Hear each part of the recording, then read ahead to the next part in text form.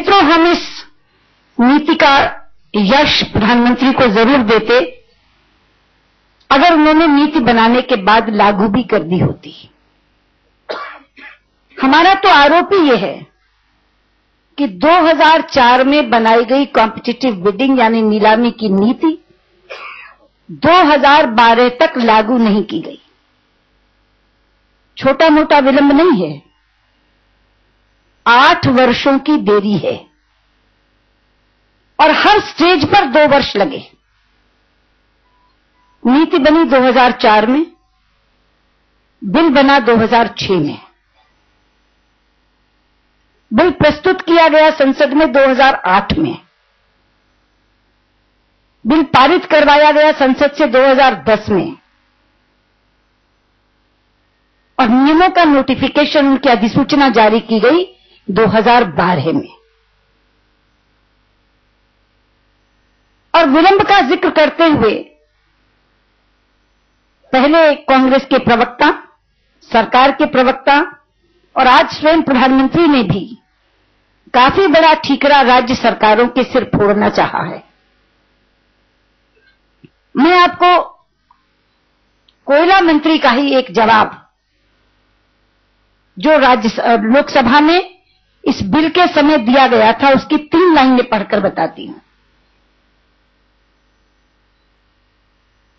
जब इस बिल पर चर्चा हो रही थी तो कुछ माननीय सांसदों ने यह प्रश्न उठाया कि क्या राज्य सरकारों की सहमति इस पर ले ली है। तो श्री प्रकाश जायसवाल कहते हैं, इस बिल को लाने के पहले राज्य सरकारों के खान मंत्रियों की हमने एक बैठक बुलाई थी जिसमें सभी राज्य सरकारों के खान मंत्री आए थे। उन्होंने इस बिल के संशोधन के लिए अपनी सहमति दी है, इसलिए राज्य सरकारों की तरफ से आपको चिंता करने की कोई आवश्यकता नहीं है। यह स्वयं कोयला मंत्री का बयान है, लेकिन तो भी आज के वक्तव्य में प्रधानमंत्री ने राज्य सरकारों की चर्चा की है, उनके पत्रों की चर्चा की है।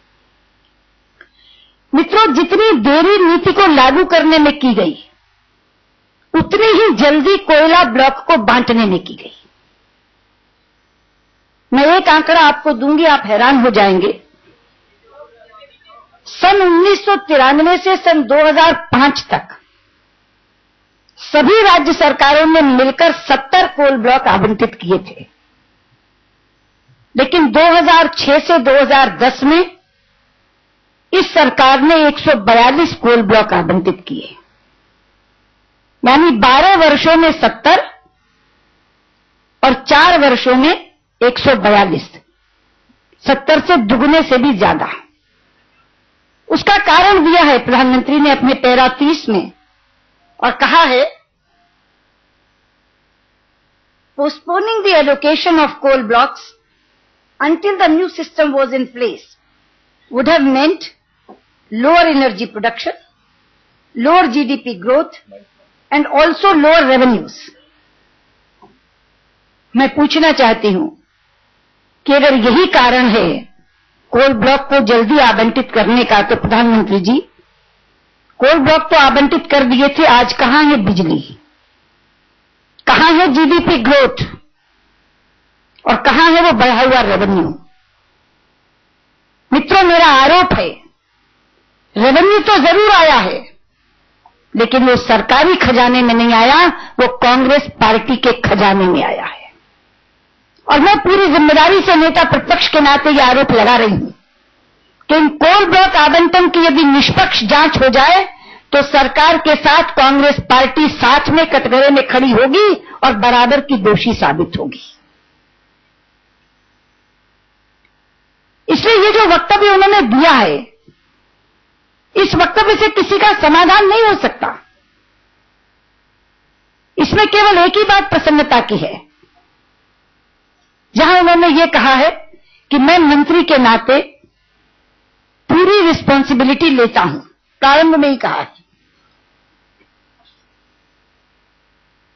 I want to assure honorable members that as the minister in charge, I take full responsibility for the decisions of this ministry. हम चाहेंगे कि वो वाकई अपनी नैतिक जिम्मेदारी लें और केवल अश्योर न करें जबानी जमा खर्च ना करें। हम मांग यही कर रहे हैं कि इस रेवेन्यू लॉस की नैतिक जिम्मेदारी सीधे सीधे प्रधानमंत्री की बनती है और इसीलिए हमने उनके इस्तीफे की मांग की है। इसलिए हम मांग करते हैं कि अपनी नैतिक जिम्मेदारी लेते हुए प्रधानमंत्री इस्तीफा दें और ये जो कोल ब्लॉक उन्होंने आवंटित किए हैं, जिसके आवंटन के कारण से सरकारी खजाने को लाखों करोड़ रुपए का घाटा हुआ है, 1,86,000 करोड़ का तो सीएजी ने केवल प्राइवेट कंपनीज का निकाला है। अगर पीएसयूज को मिला ले तो घाटा 10 लाख करोड़ से ज्यादा का बनता है। ये सारे कोल ब्लॉक कैंसिल किए जाएं, वापस नीलामी की पद्धति से इनको बांटा जाए, ये हमारी मांग है। इस वक्तव्य के बाद प्रधानमंत्री प्रेस में आए थे और बड़े शायराना अंदाज में उन्होंने वहां एक शेर पढ़ा, हजारों जवाबों से बेहतर है मेरी खामोशी, हजारों जवाबों से बेहतर है मेरी खामोशी, वरना कितने सवाल बेआबरू होते हैं। मैं कहना चाहती हूं कि जब आदमी सवालों के जवाब से खुद बेआबरू होने की चिंता करता है तो खामोशी पसंद करता है। वास्तव में सवाल इतने तीखे थे प्रधानमंत्री जी कि इनके जवाब देकर आप स्वयं बेआबरू होते और इसीलिए आपने खामोश रहना पसंद किया। यूपीए का एक प्रयास रहा है कि संवैधानिक संस्थाओं को सबवर्ट करो और अगर उसमें सफल ना हो पाओ, कोई संवैधानिक संस्था अपने जिम्मेवारी और दायित्व को पूरा करती है तो उसको अटैक करो, असॉल्ट करो। और अगर पूरा बयान ले लिया जाए, जिसका मैं विश्लेषण आपके सामने करूंगा, शासन तंत्र में और राजनीति में जो नैतिकता है, उसकी आवश्यकता के साथ उन्होंने घोर अन्याय किया है। It's a defiance of ethics in governance and in polity. उन्होंने आरंभ में कहा कि मैं इसकी पूर्ण जिम्मेवारी लेता हूं, I take full responsibility, but step by step if you analyze his statement, he transferred responsibility to somebody else.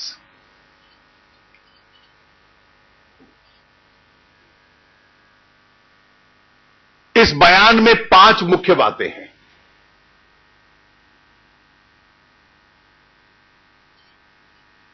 पहली जिम्मेवारी वो देते हैं इस देश के संघीय ढांचे को। राज्यों का विरोध था और इसलिए कंपेटिटिव बिडिंग की नीति जो हमने बनाई थी उसको लागू करने में विलंब हो गया। So according to the prime minister, federalism in India is responsible, not him. GDP बढ़ाने की चिंता थी, पर कानून पास होने में संसद में बहुत समय लगता है, ये लोकतांत्रिक प्रक्रिया है।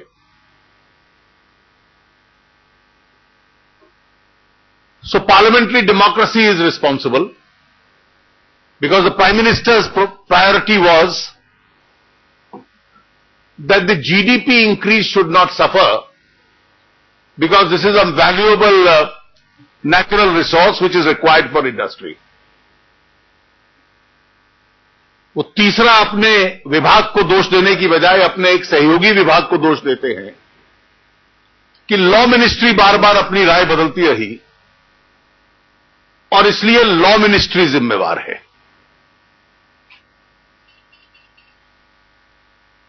उनका चौथा तर्क यह है कि हमने एक ट्रांसपेरेंट और फेयर बिडिंग प्रोसेस फॉलो किया और अंत में यह कहते हैं कि जो घाटा हुआ है सच में वो गलत है क्योंकि सीएजी की कैलकुलेशन में ही अपने आप में गलतियां हैं। इन 5 तर्कों को आप ले लीजिए। कोई भी राज्य और विशेष रूप से जो राज्य मिनरल प्रोड्यूसिंग स्टेट्स हैं, किसी भी दल के हों, वो अपने राज्य की चिंता करेंगे।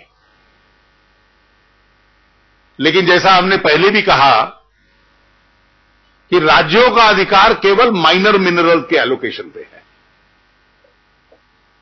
मेजर मिनरल और कोल मेजर मिनरल है, वो केंद्र के अधिकार क्षेत्र में है।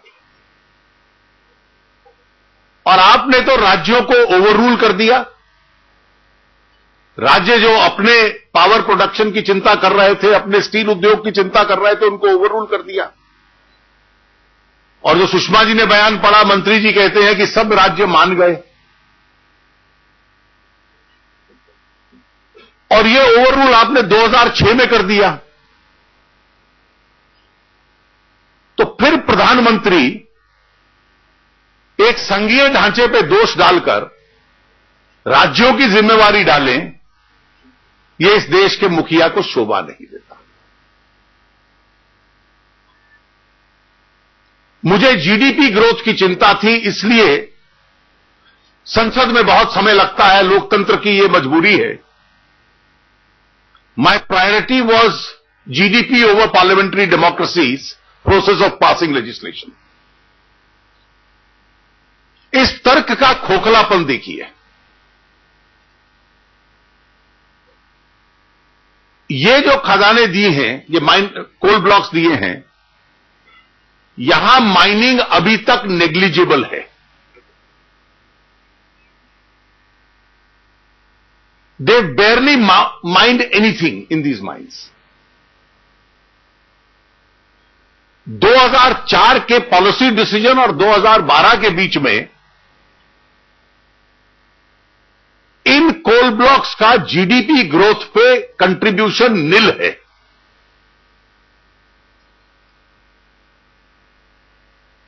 पावर सेक्टर की यह हालत है कि आज सबसे अधिक चिंता किसी सेक्टर पे है तो वो पावर सेक्टर के है।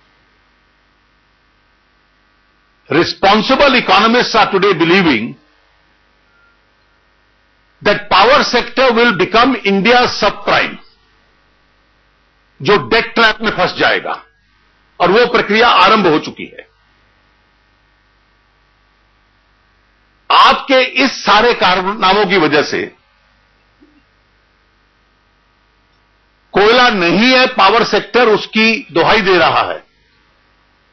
और आप कह रहे हो कि मुझे जीडीपी की चिंता थी, लोकतंत्र में कानून बनाने में समय लगता है।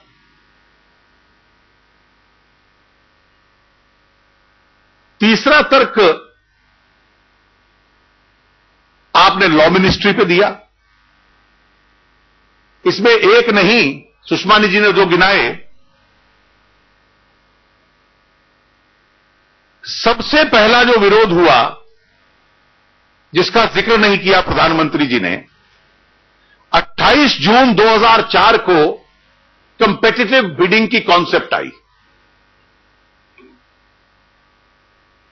It was the prime minister's office which first sabotage the move. On 11 September 2004, the Prime Minister's office circulated a note listing the disadvantages of competitive bidding. सरकार की नीति जून में आती है और सितंबर में प्राइम मिनिस्टर्स ऑफिस उसको स्पाइरल में भेज देता है कि इस नीति से तो बड़ा नुकसान होगा। लॉ मिनिस्ट्री आपकी है, पहले सलाह देती है कि एडमिनिस्ट्रेटिव इंस्ट्रक्शन से करो, फिर कहती है कानून बनाओ। इतनी आवश्यकता थी तो आप ऑर्डिनेंस ला सकते थे। सरकार कितनी ऑर्डिनेंस लाई? एक छोटा सा अमेंडमेंट बनाने में 2 साल लगा दिए। जब पारित हुआ तो 17 महीने उसको नोटिफाई करने में लगा दिए। ये 8 साल की यात्रा ये है। और उसके बाद जब सबको यह ऐलान हो गया कि अगली रिजीम कंपेटिटिव बिडिंग की है, नीलामी की है, तो एक प्रकार से दरवाजे खोल दिए कि आते जाओ और लूट के लेते जाओ। anticipating that there is now going to be a change in regime, you opened the floodgates and allocated 142 coal blocks, most of which have not even moved an inch, let alone contribute to the GDP. आपने कहा कि वैसे इस बीच में screening committee चल रही थी, बड़ा ट्रांसपेरेंट मैकेनिज्म था। सीएजी की रिपोर्ट के पैरा 4.1 पेज 22 पे कोई पढ़ ले। मैं 4 लाइनें हैं अंग्रेजी में, मैं पढ़ देता हूं। It was also noted that the screening committee recommended the allocation of coal blocks to a particular allottee out of all applicants for the coal blocks by way of minutes of the said meeting of the screening committee. However, there was nothing on record in the said minutes or in any other document on any comparative evaluation of the applicants of the coal block which was relied upon by the screening committee. Minutes of the screening committee did not indicate how each one of the applicants for a particular coal block was evaluated. Thus, a transparent method of allocation of coal block was not followed by the screening committee. ना minutes में ना किसी दस्तावेज में ये आधार नजर आता है कि अलग अलग एप्लीकेंट्स में से जिसको चुना गया, क्यों चुना गया, क्राइटेरिया क्या था, ये किसी के सामने नहीं है। और इस प्रक्रिया को प्रधानमंत्री कहते हैं कि ये बहुत ट्रांसपेरेंट थी। और आखिरी पॉइंट वो कहते हैं कि ये जो घाटा हुआ, ये आंकड़ा अपने आप में गलत है, दिस फिगर इज एग्जैजरेटेड। और 2 तर्क देते हैं कि आपने वैल्यूएशन का बेसिस गलत लगाया। हमारा एक दूसरा कानून है, एमएमआरडी एक्ट का जो अमेंडमेंट है, कि जो 26% होगा कोयले से मिलेगा वो उसी क्षेत्र में खर्च किया जाएगा। वो जब कानून पास होगा तो तब होगा, वो रेट्रोस्पेक्टिव तो है नहीं। जो ले गया वो ले गया, पुराने कोयला जो निकल आया उस पर तो लागू होगा नहीं। वो लोग इनकम टैक्स देंगे, प्रॉफिट दिखलाएंगे तो शायद इनकम टैक्स देंगे, अन्यथा नहीं देंगे। अगर खर्चा ज्यादा दिखला दिया आरंभिक स्टेज पे तो पुस्तकों में घाटा होगा। ये मत भूले मित्रों कि इन कोल ब्लॉक्स का आवंटन करने के लिए इन 142 लोगों से कोई पैसा नहीं लिया गया।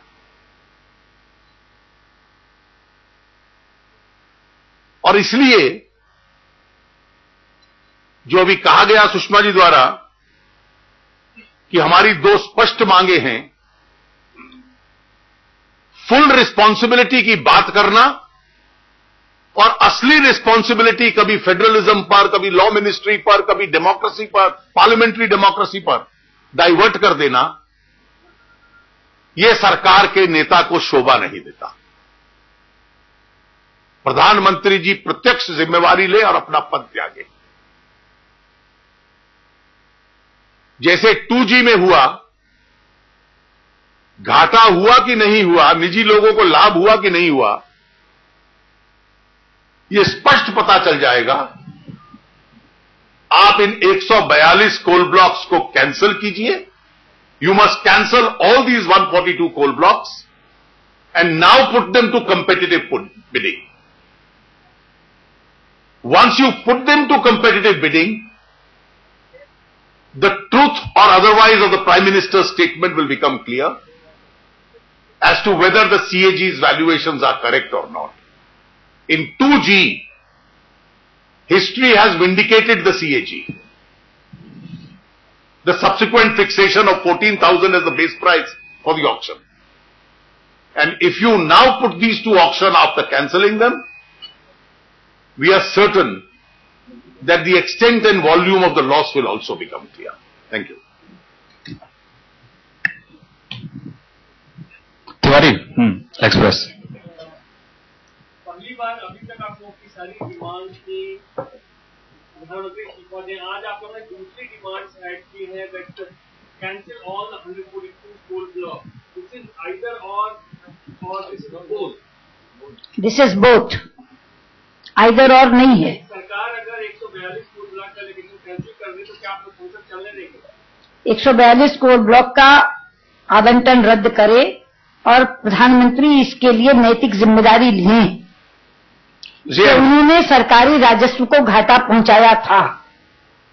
अभी जो अरुण जी ने 2G की बात की कि 2G स्पेक्ट्रम में केवल CAG का स्टैंड विंडिकेट नहीं हुआ, ऑपोजिशन का स्टैंड भी विंडिकेट हुआ। विपक्ष ने जो संसद नहीं चलने दी थी और उस समय हमसे कहा गया कि आप इतना लॉस करवा रहे हैं, इतने पैसे लगते हैं संसद के चलाने में, उसका नुकसान करा रहे हैं। आज उससे कितना ज्यादा, कितने गुना ज्यादा पैसा सरकारी खजाने में आएगा जब 14,000 करोड़ का बेस प्राइस अगर 1 रुपया भी ऊपर ना आए, केवल 14,000 पर आए, तो भी नो लाइसेंसेस में 1,26,000 करोड़ रुपया सरकार को मिलेगा। इसलिए हमारी मांगे दोनों हैं, इनको रद्द करिए, इनको नीलामी के रास्ते से आवंटित करिए और नैतिक जिम्मेदारी जिसका जिक्र स्वयं प्रधानमंत्री ने किया है अपने वक्तव्य में, उस नैतिक जिम्मेदारी का निर्वहन करते हुए पद त्यागिए। Besides loss of to the public exchequer, the rationale for cancellation of these 142 blocks is nobody should be allowed to enjoy the fruits of a corrupt allotment at the cost of public exchequer. Smita Mishra.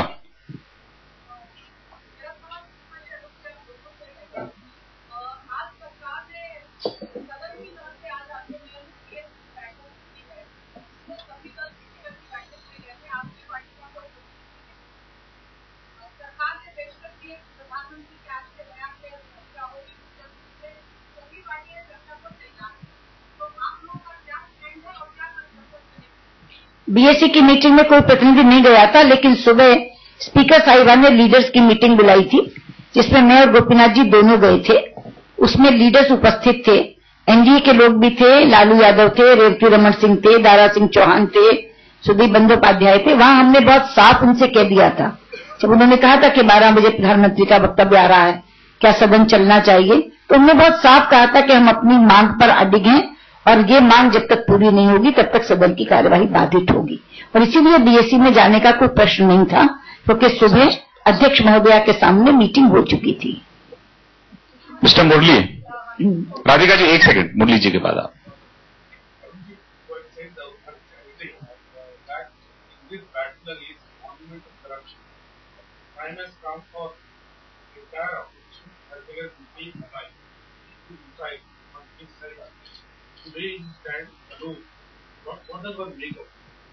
Well, we don't stand alone. And on the issue of corruption, even if we had to stand alone, it would be a majestic isolation, because popular opinion would always be with us. भ्रष्टाचार की लड़ाई नहीं आपका। And on this issue, all our allies, including several other opposition parties, are strongly with us. नहीं, अरुण जी ने जो कह दिया मैं उसी को दोहराना चाह रही थी कि भ्रष्टाचार की लड़ाई अगर बिल्कुल भारतीय जनता पार्टी को अकेले भी लड़नी पड़ेगी तो लड़ेंगे, लेकिन अभी तो एनडीए के तीनों घटक दल साथ हैं, अन्ना डीएमके साथ है, अन्य दलों ने भी कहा है कि वो साथ रहेंगे, लेकिन अकेले भी लड़नी पड़ी तो लड़ेंगे, इस चीज का आज ऐलान कर रहे हैं। राधिका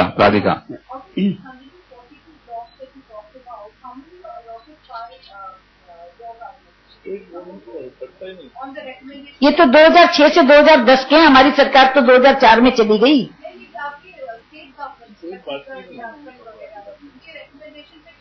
हमारी स्टेट गवर्नमेंट्स ने जो बांटे हैं वो तो 51 और 49 पर बांटे हैं, उन्होंने इस रास्ते से नहीं बांटे जिस रास्ते से इन्होंने बांटे हैं।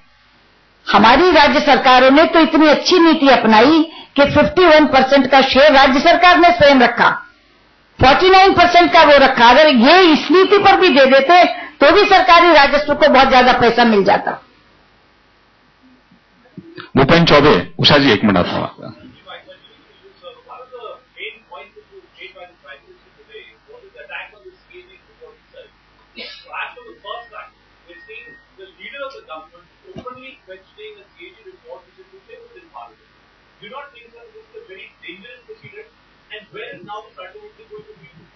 Well, I said this is an attack on constitutionalism. Now, to cover up for the failings of your own government, if you can't subvert the CAG, you must assault the CAG. That is the Prime Minister's policy. And this is something we strongly disapprove. Mr. Akhilesh.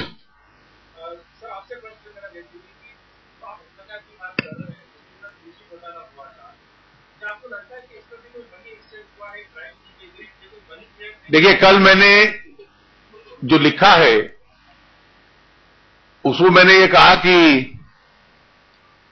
और मैंने उसमें पूरा list दी कि क्या क्या तथ्य जो उस वक्त अधिकारी थे, जो कई अलॉटीज हैं और जो अनसक्सेसफुल एप्लीकेंट्स हैं। आज तो सच्चाई इन्हीं 3 रास्तों से बाहर आ रही है, उसका संकेत मैंने कल के अपने लेख में दे दिया है।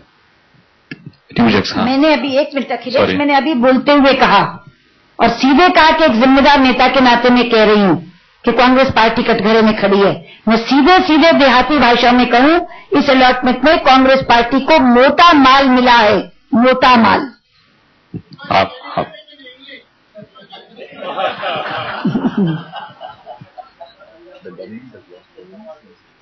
इसमें अगर मोटा माल लिखोगे तो ज्यादा बढ़िया रहेगा, अगर इसकी अंग्रेजी करके लिखोगे तो इसका वही निकल जाएगा, तत्व ही निकल जाएगा।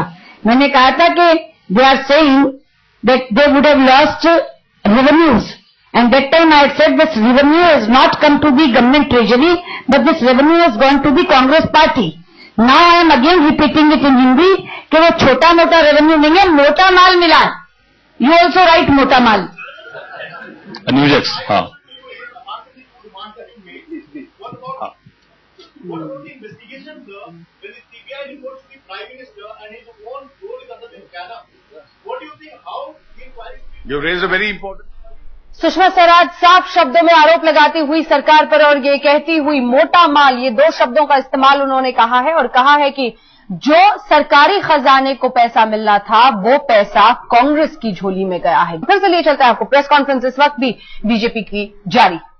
और मिनरल और lignite producing state governments to say that give me priority for my own power projects or for my own steel projects. But the management of the major resources with the central government, while managing it, the central government overruled them. Now the Prime Minister has to explain the delay thereafter, which is something which he has failed to do. Now nobody has even whispered that in the allocation of coal blocks prior to this, these kind of charges of corruption were being made. Prior to this, most coal blocks used to be allotted really to state sectors. Some were there to private sectors also. But then this was a system which existed under which no charges were ever made. Here this government came to a conclusion that now private sector has been brought into this area in a big way, so we must give it by competitive bidding to them. What is the rationale after declaring a policy in spending 8 years in implementing the policy and having such a big rush that in a 3-year period you allot 142 coal blocks?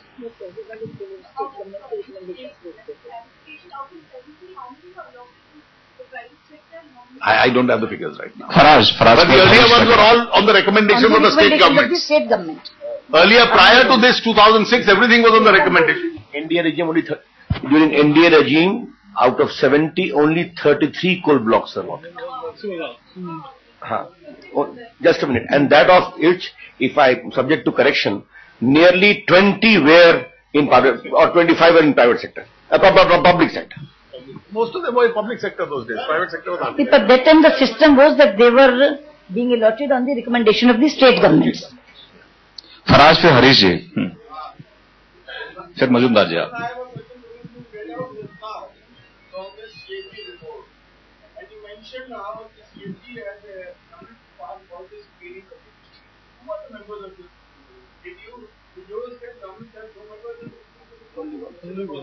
You see, only. My second point is that as any of the state governments, have they accepted this CAG report in Kosovo? And if they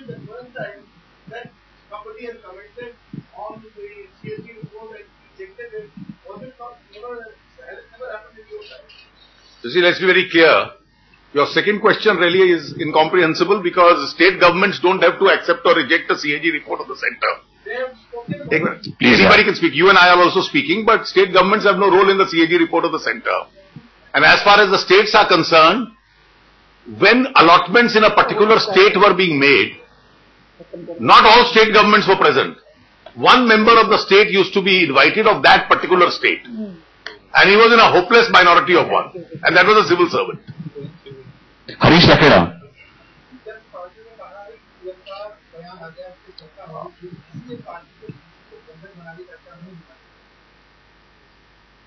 संसद को बंधक कोई नहीं बना रहा। जो विधा हमें उपलब्ध है उस विधा का इस्तेमाल कर रहे हैं। और जैसे मैंने अभी कहा कि 2G स्पेक्ट्रम में भी रास्ता यही अपनाया गया था। सरकारी खजाने को 1,26,000 करोड़ रुपए का लाभ हो रहा है उससे। और अगर संसद को 10 दिन रोक करके यहां भी 1,86,000 करोड़ का फायदा हो जाए तो संसद बंधक नहीं बनेगी, बल्कि सरकारी घाटे की पूर्ति होगी। ओके हाँ प्लीज आउटलुक आपने कहा भ्रष्टाचार के खिलाफ लड़ाई में अगर भाजपा को जी अकेले भी खड़े रहना होगा जी। लेकिन भ्रष्टाचार के खिलाफ लड़ाई के तमाम रहनुमा तो आपकी पार्टी को भी घेर रहे हैं, आपकी पार्टी अध्यक्ष की का भी गिराव कर रहे हैं। आप कह रहे हैं कि आप इस सवाल से जवाब आज नहीं देना चाहते। नहीं, वो सिर्फ इसलिए कि आज की प्रेस कॉन्फ्रेंस पीएम के स्टेटमेंट पर है। ये बिल्कुल अलग डाइवर्ट हो जाएगा। आप अलग से पूछ लेंगे तो कोई भी जवाब दे देगा, कोई भी प्रवक्ता जवाब दे देगा। लेकिन हर प्रेस कॉन्फ्रेंस का एक थीम होता है, हर प्रेस कॉन्फ्रेंस की एक गरिमा और परिधि होती है। ये प्रेस कॉन्फ्रेंस प्राइम मिनिस्टर के वक्तव्य पर है। अब उसमें अगर आप ये कहें कि कल क्या हुआ, उस प्रदर्शन को इसमें जोड़े तो डाइल्यूट होगी। बाहर आप पूछ लें, कोई भी प्रवक्ता आपको जरूर जवाब देगा। मुजुमदार जी फिर वेंकट। हाँ रद्द करने की मांग जब पार्टियों ने भी की है, जांच कराने की मांग की है और आपकी भी मांग यही है, तो इस पर अनुच्छेद पर एक हिस्सा का प्रदर्शन सदन में नहीं दिखाई दिया। देखिए, एक सदन के भीतर दिखाई देता है, कई बार मीडिया की ओर देखता हूं तो शायद उसमें दिखाई नहीं देता। उन्होंने कहा वेंकट लास्ट महुआ के ले लें। Only one will answer. I have answered for Mota Mal. Let Arun ji answer.